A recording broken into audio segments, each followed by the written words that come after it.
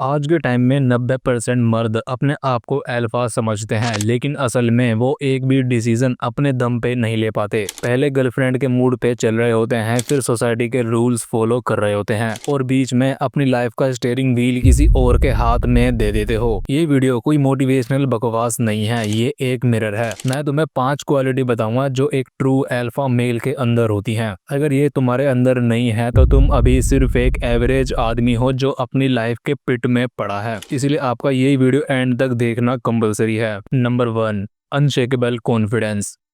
Alpha male अपनी value को like follower या लोगों के ताली बजाने से मेजर नहीं करता। उसका कॉन्फिडेंस अंदर से आता है अपनी बैटल लड़ने के बाद। वो बंदा जानता है दुनिया का ओपिनियन बदल सकता है, लेकिन अपना ओपिनियन अपने बारे में फिक्स है। हेयर स्टाइल, कपड़े या ब्रांडेड जूते तुम्हें अल्फा नहीं बनाते, तुम्हारा डिसीजन मेकिंग और प्रेजेंस बनाता है। रूम में एंटर होते ही लोग तुम्हें रिस्पेक्ट दें या इग्नोर करें, ये तुम्हारी ऑरा डिसाइड करती है, एक्सेसरीज नहीं। और याद रखो, कॉन्फिडेंस का मतलब एरोगेंस नहीं, कॉन्फिडेंस का मतलब है कि तुम खुद को किसी भी सिचुएशन में संभाल सकते हो। Number 2, emotional control.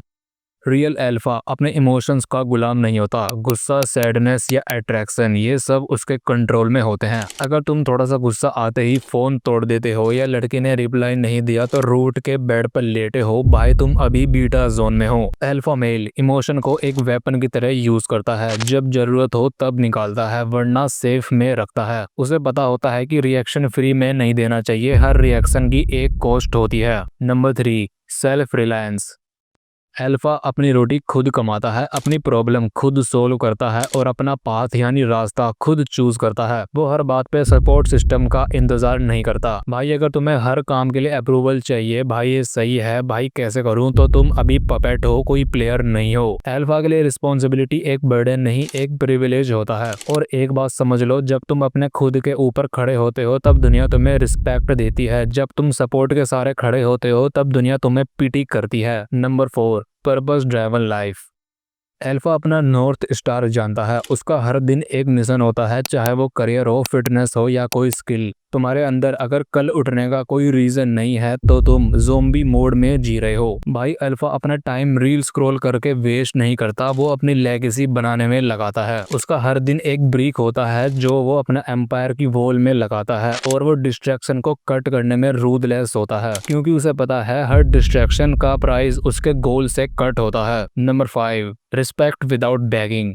Alpha male respect मांगता नहीं है, वो अर्न करता है, और रिस्पेक्ट का सोर्स होता है तुम्हारा कैरेक्टर, तुम्हारी कंसिस्टेंसी। अगर तुम एक दिन स्ट्रॉन्ग बन के एक्टिंग करोगे और अगले दिन अपनी वैल्यू गिरा दोगे तो लोग तुम पर हंसेंगे, रिस्पेक्ट नहीं देंगे। अल्फा का फॉर्मूला सिंपल है, वो अपने वर्ड और एक्शन में गैप नहीं रखता। वो सेम बंदा होता है जब तुम उससे सामने मिलो, जब तुम उसके बारे में पीछे बात करो। और याद रखो, रिस्पेक्ट एक बार चली गई तो वापस आना मुश्किल होता है, इसलिए उसका प्रोटेक्शन करो जैसे अपनी इज्जत का करते हो।